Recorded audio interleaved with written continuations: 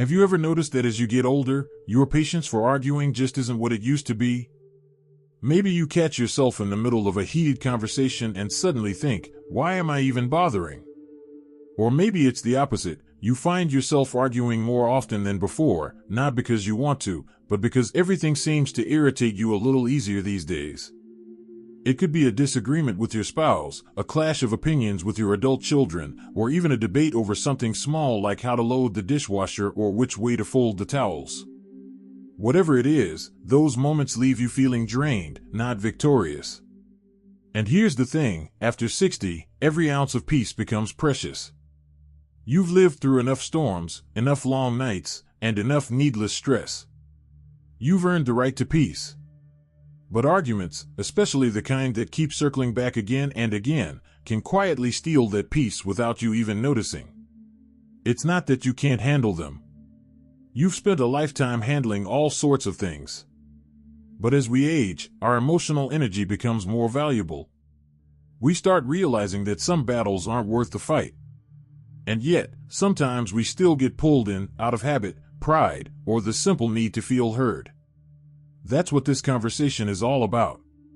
Today, we're diving into why arguing after 60 can slowly destroy your peace of mind, and more importantly, how to break free from it. Because peace isn't something that just happens. It's something we protect, moment by moment. Now, let's be honest, it's not always easy. When someone says something that feels unfair, when you feel misunderstood, or when your opinion is dismissed, it stings. You want to defend yourself, to explain, to make the other person understand. That's natural. You've spent a lifetime learning, growing, and forming your beliefs. Of course you want them to be respected. But here's the hard truth, not every argument is about truth. Most arguments, especially as we get older, are about control, who gets to be right, who gets the last word, who feels heard. And the moment you step into that tug of war, you've already traded a little piece of your peace for the illusion of victory. Think about it. How many arguments have ever really changed someone's mind? When was the last time someone said, you know what, you're right, I see it your way now? It doesn't happen often, does it? That's because arguments rarely bring understanding, they usually bring defensiveness. Both sides talk louder, not deeper. And when it's all over, what's left? Hurt feelings, tension, silence. That's why the first step to protecting your peace after 60 is recognizing that being right is not the same as being at peace. You can win the argument and still lose your calm. You can make your point and still feel empty. But when you choose peace, when you decide that your inner calm is more important than convincing anyone else, you start reclaiming a kind of freedom that most people spend their whole lives chasing. I once spoke to a woman named Maria, 68 years old, who told me something that stuck with me. She said, I used to argue about everything, politics, religion, even how my daughter raised her kids. I thought I was helping, that I was standing up for what's right. But one day, after a particularly exhausting argument, I realized something. I was defending my opinions, but I was losing my peace. So she made a decision. Every time she felt the urge to argue, she asked herself one question: is this worth my calm? She said that single question changed her life. Sometimes, we forget that silence is not weakness, it's wisdom. Choosing not to argue doesn't mean you don't care, it means you've learned that peace is more valuable than pride. But here's something deeper to consider: arguments often come from unmet needs. After 60, life changes in subtle ways. Maybe you're no longer working, and your daily conversations have slowed down. Maybe you don't feel as heard or needed as before. So when someone disagrees with you, it can feel personal, like they're dismissing your worth. And when that happens, your instinct is to push back, to defend not just your opinion, but your place in the world. That's completely human. We all want to feel seen, respected, and understood. But the truth is, no amount of arguing can fill that space. Peace doesn't come from being agreed with, it comes from knowing your value doesn't depend on someone else's approval. So instead of reacting, try pausing. Take a deep breath. Ask yourself, what am I really feeling right now? Do I want to be right, or do I want to be calm? That tiny pause, that space between what's said and how you respond, is where peace begins. It's in that moment that you take back control of your emotions. Another reason arguing after 60 feels heavier than it used to is because your body feels it, too. Stress affects everyone, but as we age, it takes a bigger toll. After an argument, your heart rate spikes, your blood pressure rises, your muscles tense up, and it takes longer to calm down. You might notice it's harder to sleep that night, or that you feel tired for days after. That's not just in your head, it's biology. Your body is literally telling you, this costs too much. And that's the thing, every argument has a price. Sometimes it's a good night's sleep.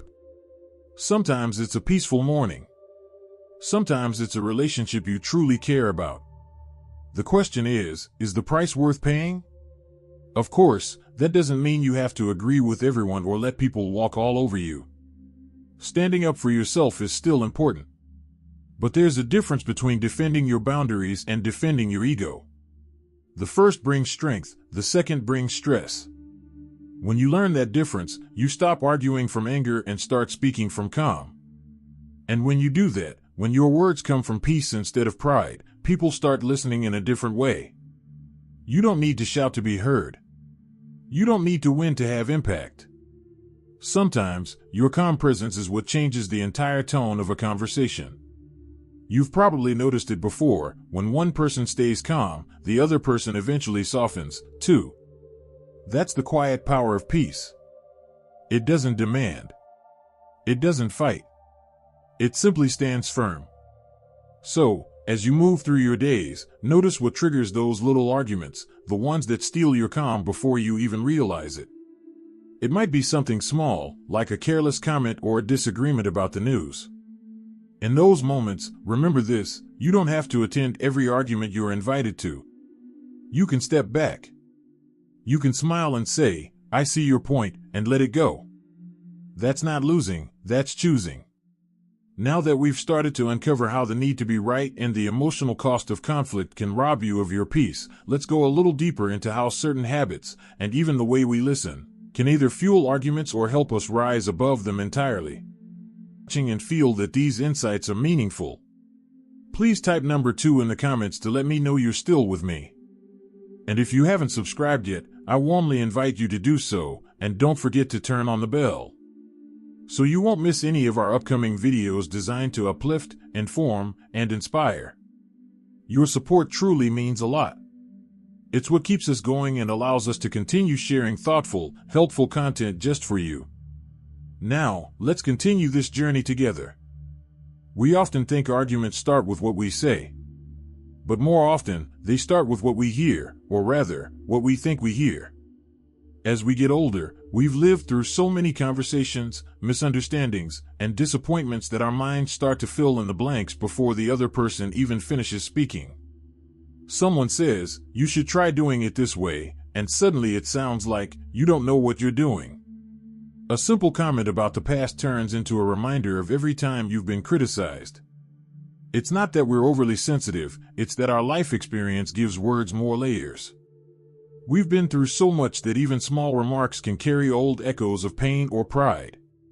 That's why one of the biggest causes of arguments after 60 isn't about the present moment at all, it's about the past we bring into it.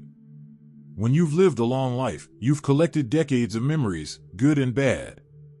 And sometimes, when a loved one says something that hits the wrong nerve, it's not the words themselves that hurt, it's everything those words remind you of.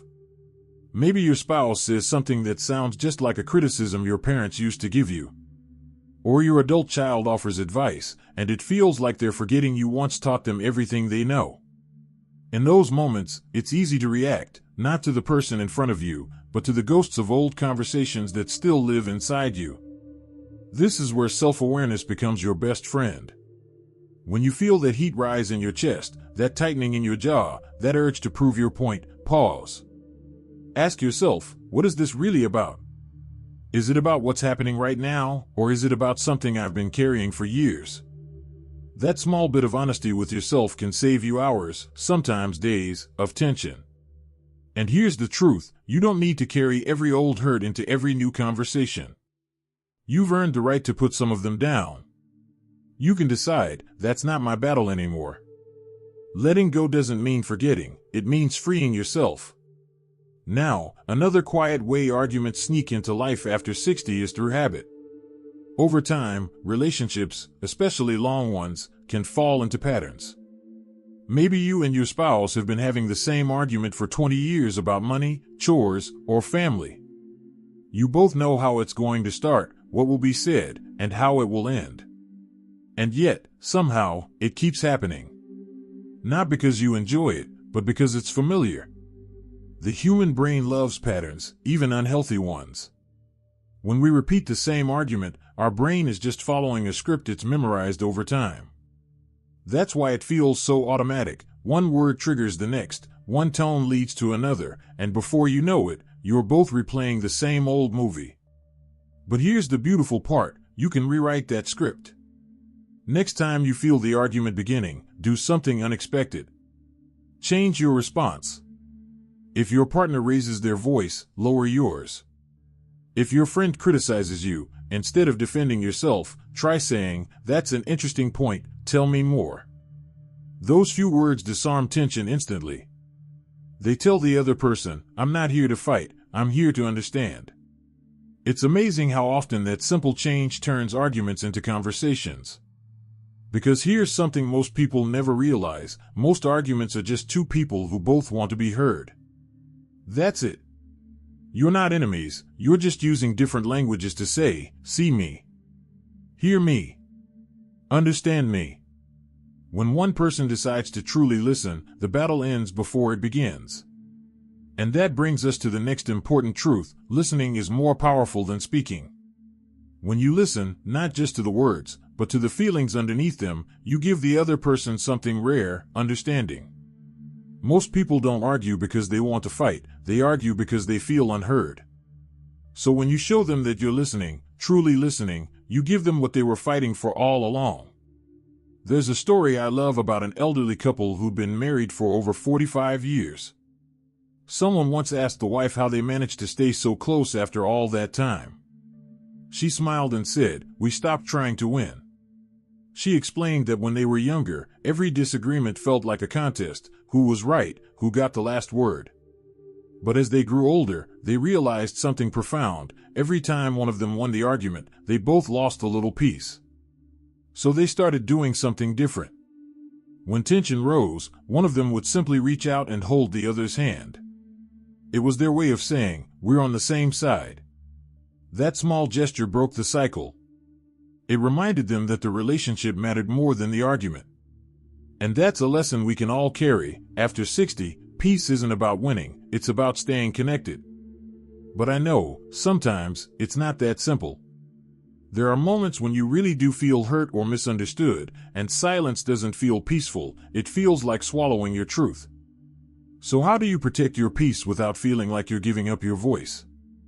The answer lies in choosing calm honesty over emotional reaction. When you speak from calm, you say things you won't regret. You can still express how you feel, but the difference is in the delivery. Instead of, "You never listen to me," try, "I feel unheard when we talk like this." Notice the shift? One blames, the other opens a door. And doors lead to connection, blame only builds walls. It takes practice, of course. But over time, something amazing happens. People around you start responding differently, too. When they see that you're calm and grounded, they feel safer around you. Conversations become easier. Respect grows naturally. And soon, you realize that peace isn't something you have to fight for, it's something you can create with how you choose to respond. Another habit that fuels arguments after 60 is holding onto the need to fix others. When you care about people, your children, grandchildren, spouse, or friends, it's easy to slip into the role of problem solver. You've lived longer, you've seen more, and you know what works. So when someone makes what looks like a mistake, you want to step in and guide them. But if that advice isn't asked for, it often turns into tension. You might mean well, but the other person might hear, "You don't trust me." And just like that, a conversation turns into a conflict. That's why one of the kindest things you can do for your peace, and theirs, is to let people make their own choices.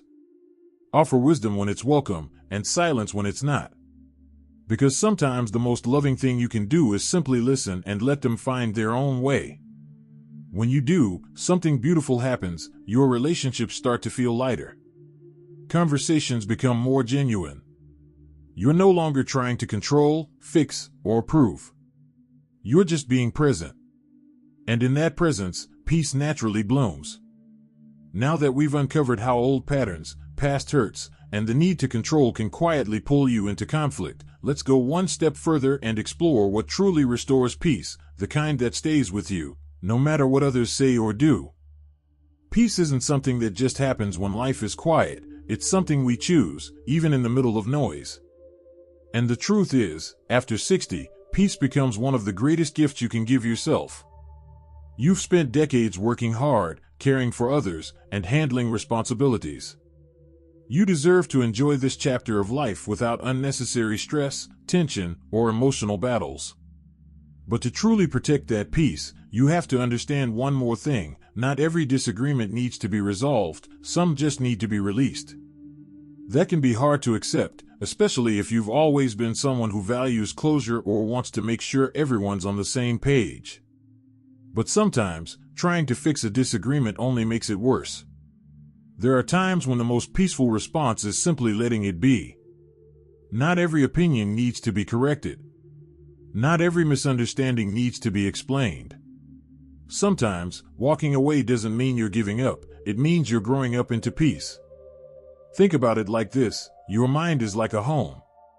Every time you let anger or resentment stay too long, it's like letting a noisy guest move in rent-free. You don't have to slam the door on them, just politely show them out. Say to yourself, I don't need this argument living in my head. The more you do that, the lighter your days become. Another thing that steals peace after 60 is expectations, expecting people to think, act, or respond the way you would. You've gained wisdom through experience, and it's natural to see when others could do things better or differently. But expecting them to change can lead to endless frustration. When you expect people to see things your way, you set yourself up for disappointment. Peace comes from letting people be who they are, even when they're wrong, even when they don't understand you. Because their behavior isn't your responsibility, your reaction is. The moment you stop trying to manage everyone else's emotions and choices, you reclaim your own calm. There's a quiet kind of power in being the person who doesn't take the bait. The one who can smile through tension, stay grounded in chaos, and simply say, that's your view, and this is mine. No harsh words. No battle. Just calm certainty. And that calm doesn't just protect your heart, it teaches others how to treat you. I remember speaking to a gentleman named Robert, who told me he used to argue with his son almost every time they talked. Politics, money, family decisions, it didn't matter what the topic was, they always ended up clashing. It was exhausting, he said. I'd hang up the phone and feel angry for hours. But one day, he decided to try something new. When his son started another heated conversation, instead of jumping in, Robert said calmly, "Son, I love you too much to argue with you." And then he changed the subject. That one sentence changed everything. His son was surprised at first, even confused, but over time, those tense calls turned into kind ones. The love stayed, the arguing didn't. Robert told me later, I realized I didn't need to prove my point. I just needed to protect my peace. That's what growing wiser really means. It's not about knowing more facts, it's about knowing what matters. And after 60, peace matters more than pride. Another powerful truth is that peace doesn't mean silence or pretending everything's fine. It means learning to express yourself with grace. You can still speak your truth, you just do it gently. The tone you choose is more powerful than the words you use. When you speak softly, people actually listen more. Sometimes, peace looks like walking away. Other times, it looks like reaching out and saying, I care about you too much to fight. And sometimes, it simply looks like smiling to yourself and realizing you don't need to respond at all. And here's something many people don't talk about. Arguing isn't just emotional, it's physical. When you argue, your brain releases stress hormones like cortisol and adrenaline. Over time, that constant stress can affect your heart, your immune system, even your memory. But when you choose calm, your body responds in kind. Your breathing slows, your muscles relax, your heart rate steadies. You sleep better, think clearer, and feel more balanced. In other words, peace doesn't just feel good, it's actually good for your health. So how do you start protecting your peace more intentionally? It begins with awareness. Notice when you feel the tension rise. Notice what kinds of topics trigger you, and who tends to push your buttons. Awareness gives you choice, and choice gives you freedom. Then, practice what I like to call the soft pause. When someone says something upsetting, take a breath before responding. That single moment gives your brain time to shift from reaction to response. It sounds small, but it's powerful. That breath is where peace lives. Another small but meaningful step is to fill your days with things that feed your calm instead of your anger. Listen to music that soothes you. Spend time in nature. Write down 3 things you're grateful for every morning. When your life is filled with small moments of peace, it becomes harder for arguments to find their way in. And finally, surround yourself with people who value peace the way you do. When you spend time with those who uplift instead of argue, you begin to realize how beautiful life can be without constant tension. At this stage in life, you don't need to prove your worth to anyone. You don't need to win every discussion or convince others to agree with you. You've already earned your wisdom, your voice, and your perspective. Now, your only job is to protect your joy, and peace is the doorway to it. So if you find yourself getting caught in an argument, pause and ask, is this worth my peace? Most of the time, the answer will be no. And that's your cue to let go, with kindness, not resentment. Because you deserve mornings that start with calm, not conflict. Evenings filled with laughter, not leftover anger. You've earned the right to live peacefully. Every time you choose not to argue, you're not backing down, you're stepping up into wisdom. So, take a deep breath, let your shoulders relax, and remind yourself, you can be right, or you can be at peace, and peace will always be the better victory. If this message spoke to your heart, I'd love to hear from you in the comments. What helps you stay peaceful when conflict tries to pull you in? Your story might inspire someone else who's struggling to find calm. And if you found this video helpful, don't forget to give it a thumbs up and subscribe for more videos like this, gentle reminders that peace, joy, and purpose don't fade with age, they deepen with it. So here's to you, to your calm heart, your steady wisdom, and your beautiful ability to choose peace over pride. Because life after 60 isn't about proving anything anymore, it's about enjoying the serenity you've spent a lifetime earning. Here's to your peace, your joy, and your freedom, one calm moment at a time.